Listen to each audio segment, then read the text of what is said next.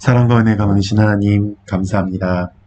언제나 주의 사랑 안에 거하고 주님의 뜻을 이루어 나갈 수 있게 해주심을 감사합니다. 그러나 주님, 우리는 너무나 부족하기에 이 세상의 정욕과 이 세상의 유혹에 흔들리고 있습니다. 주님, 우리의 흔들리는 모습, 죄에 빠진 모습 용서해 주시옵시고 흔들리지 않고 굳건히 주님을 향해 나아가며 주님과 동행할 수 있도록 주여 도와 주시옵소서. 주님, 우리 주변에 있는 많은 환우들 하나님께서 치유의 손길로 어루만져 주시옵시고 우리 빅토리 처치의 유치, 유아부부터 청소년, 청년, 장년에 이르기까지 모든 부서와 함께 하셔서 주님의 나라에 위에 쓰임받을 수 있도록 도와주시옵시고 주님의 일꾼들이 될 수 있도록 주여 도와주시옵소서. 주님, 언제나 주님의 뜻 안에 거하며 주님의 말씀대로 살아갈 수 있는 하나님의 백성이 되기를 원합니다. 주님, 주님의 뜻대로 주님의 말씀을 가슴에 품고 그 말씀의 열매를 맺을 수 있는 우리 빅토리 처치 모든 성도님들이 될 수 있도록 주여 도와주시옵소서. 이 세상에서 우리를 흔들려고 하는 그런 악한 세력의 유혹 속에서도 흔들리지 않고 굳건히 주님께 나아가기를 원합니다. 주님, 함께하여 주시옵시고 주님의 뜻을 이루어 나갈 수 있도록 주여 도와주시옵소서. 주님, 향후에 있을 우리 교회 빅토리 처치의 모든 행사 가운데 함께하여 주시옵시고 그 모든 행사 가운데 우리 빅토리 처치가 함께하고 단합하여 주님의 뜻을 이뤄 나갈 수 있도록 주여 도와주시옵시고 이 뉴질랜드를 넘어서 세계 만방에 주님의 복음을 전할 수 있는 우리 빅토리 처치가 될 수 있도록 주여 도와주시옵소서. 주님, 감사합니다. 예수님의 이름으로 기도합니다. 아멘. 이 시간에는 양성엽 장로님 말씀 전해 주시도록 하겠습니다. 오늘 아침 함께 하실 하나님의 말씀은 사도행전 4장 36절에서 37절입니다. 제가 본문을 봉독하겠습니다. 구브로에서 난 레위족 사람이 있으니 이름은 요셉이라.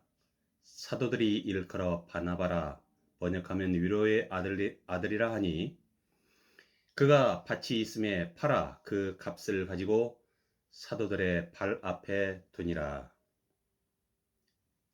예수님께서 십자가에 허무하게 돌아가셨습니다. 공생의 3년 동안 세상 속에 나오셔서 병도 고쳐주시고 여러 이적들도 행하셔서 사람들은 진짜 세상을 구원해 주실 구원자로 따랐었는데 로마 병정 몇 명에 이끌려 결국 허무하게 돌아가셨습니다. 과연 내가 믿었던 그분이 진짜 능력의 신의 아들이었었나? 아니면 내가 가짜에 속았었나 하는 허무감에 빠질 수밖에 없었지요. 그리하셨던 그분이 3일 만에 부활하셨습니다. 그리고 실제로 11 제자들 외에도 따르던 수백 명의 제자들, 무리들 앞에 살아나신 그 부활의 모습을 보여주셨고 그들이 보는 앞에서 부활하신 지 40일 만에 다시 하늘로 승천하셨습니다. 인간으로서는 도저히 할 수 없는 사실들을 확인했습니다. 물론 직접 두 눈으로 확인하지 못하고 전해 들은 사람들은 아직도 의심하는 마음을 가지고 있었지요.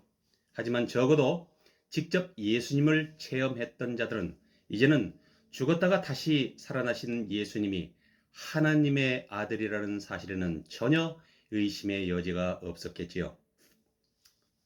이제는 나의 모든 것을 그분을 위해 내어준다 해도 아까울 것이 없었을 것입니다. 나의 미래는 이제 예수님과 함께하는 천국에 들어갈 것인데 무엇이 두렵겠습니까? 우리가 일시적으로 죽는다 해도 우리는 다시 살아서 천국에 들어갈 것이기에 더 이상 두려움이 없었지요. 이런 강한 믿음과 확신이 들었습니다. 확실한 부활 신앙의 본보기가 된 것이죠. 세상 사람들이 핍박하고 예수를 부인한다 하더라도 나만큼은 절대로 변심하지 않고 영원한 나의 주님으로 모시리라 다짐했을 것입니다. 로마 군정과 정통 유대 사회의 배타적인 분위기 속에서 예수를 따르는 자들을 죽이려 하는 그런 갖은 핍박과 박해가 도사리는 위협 속에서도 그들은 서로 모여서 다시 오실 주님을 위해 기도합니다. 승천하신 지 열흘 후인 오순절에 마가의 다락방에 기도 가운데 성령이 임재해서 강력한 성령의 역사가 이루어지기도 하지요. 하나님과 성자이신 예수님을 대시해서 이번에는 삼위일체 되시는 성령의 모습으로 임재하신 것입니다. 이제는 시간과 공간을 넘어서 언제 어디서나 하나님께서 우리를 만나 주실 수 있는 것이지요. 예수를 믿는 자들의 생활이 확실히 달라졌습니다. 그들의 가치관이 달라졌지요. 이제는 죽어도 영원히 죽은 것이 아님을 스스로 깨닫게 된 것입니다. 자기들이 가지고 있는 물질들을 아낌없이 다른 사람들과 나눠 쓰기 시작했습니다. 성령이 역사하니 기도하는 자들 가운데 전혀 사용해보지도 않았던 그런 이방 언어들로 방언의 기도를 하게 되고 그들의 마음이 더욱 뜨거워짐을 느꼈으며 이후에 교육 수준이 그리 높지 않았던 사도들의 입을 통해서 전해지는 그 주옥 같은 지혜와 명언들로 인해서 사람들의 마음을 감동시키고 베드로와 요한의 설교로 한꺼번에 5,000명이 세례를 받는 이적도 일어나게 됩니다. 저는 사도행전 4장에서 특별히 주목하는 단어들이 있습니다. 성도들이 감화 감동을 받고 서로 물건을 아낌없이 통용하기 위해서 가져오는데 이렇게 가져온 재물들을 사도들의 발 앞에 두니라 이 대목입니다. 성도들의 재물을 대하는 마음가짐이라 생각됩니다. 나를 중심으로 내 위에 모시는 것은 하나님이고 나와 더불어 사는 내 이웃들은 나와 대등한 수편 관계이지만은 내가 그토록 아끼고 애지중지하고 하는 그 귀한 그 재물은 바로 내 그 인간관계의 그 발 아래에 두는 것으로 생각을 하게 된 것이죠. 그러기에 그들은 재물을 사도들의 발 앞에 내려놓은 것입니다. 이 시대를 살아가는 현대인들의 삶 속에 재물이 차지하는 비중은 과연 어떨지 점검해 보게 됩니다. 지금은 어쩌면 재물이 절대적이라 생각하는 시대에 우리가 살고 있는 것 같습니다. 재물이 있어야 하나님 일을 위해서도 특별 헌금을 내게 되는 것이고 내 생활이 건전한 재무 구조 상황에서 여유가 좀 있어야 자발적으로 헌금도 하는 것이라는 사고에는 현대적인 사고방식으로 생각했을 때는 매우 이성적이고 지성적이며 합리적인 생활 방식이라 여길 수가 있는 것이지요.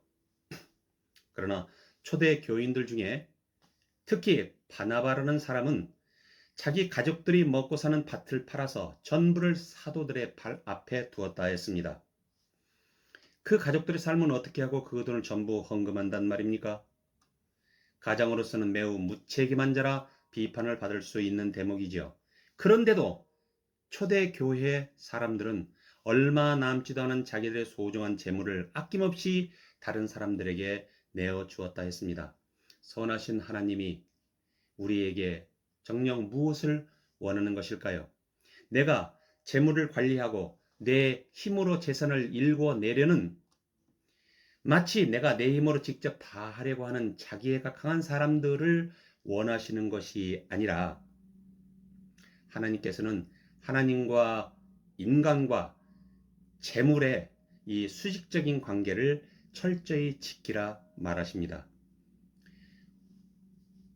우리는 위에 계신 하나님을 전적으로 의존하고 경배하고 숭배하면 나와 내 이웃과의 관계도 원만해지고 내 아래 두고 사는 재물도 하나님께서 그 은혜로 풍성히 채워주신다는 그 귀한 말씀이지요. 우리는 그 말씀을 그저 믿기만 하면 하나님께서 그 약속을 이루어 주실 줄 강하게 믿으며 살아가기를 하나님께서는 진정으로 원하고 계시는 겁니다.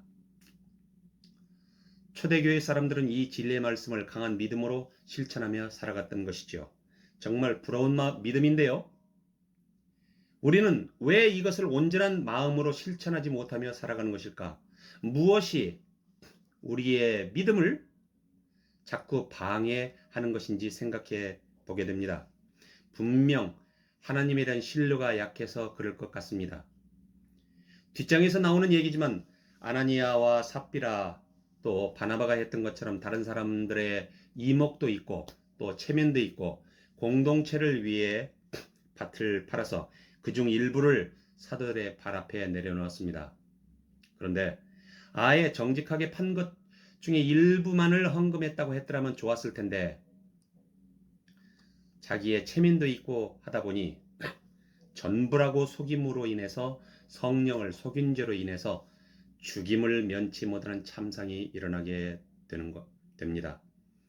우리는 재물에 대해서 하나님 앞에 정말 정직해야 하고 철저하게 하나님의 권위 속에 의지해야 함을 다시 한번 일깨워 줍니다. 우리에게 재물을 많이 허락하신 이도 하나님이시요 적게 허락하신 이도 하나님이신데 많으면 많은 대로 적으면 적은 대로 하나님이 우리에게 원하시는 각자의 분량이 있을 것입니다. 재물을 왜 사도들의 발 앞에 둡니까?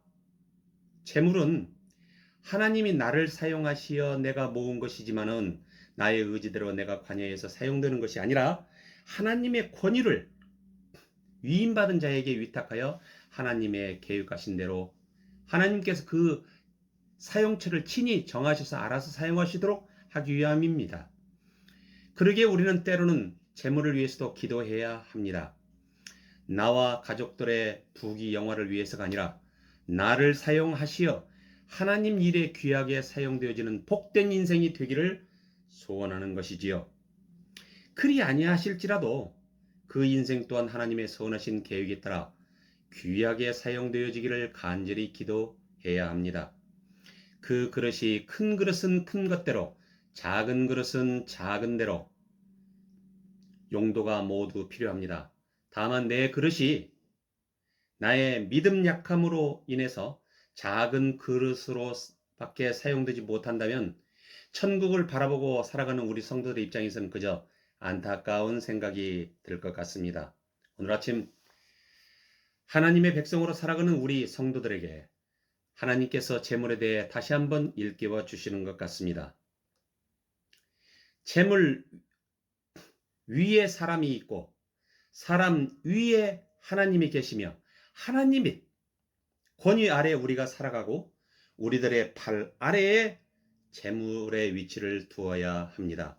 하나님과 나와 재물의 이 수직관계입니다.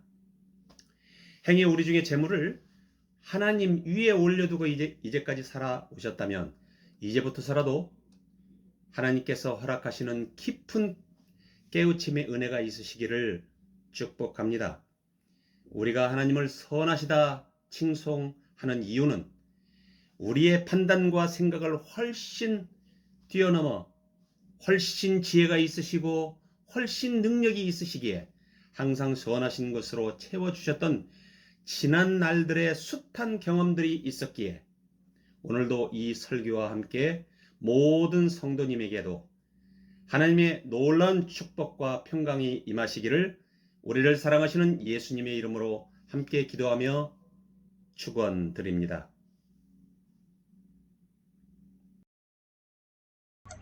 네, 은혜의 말씀 감사드립니다.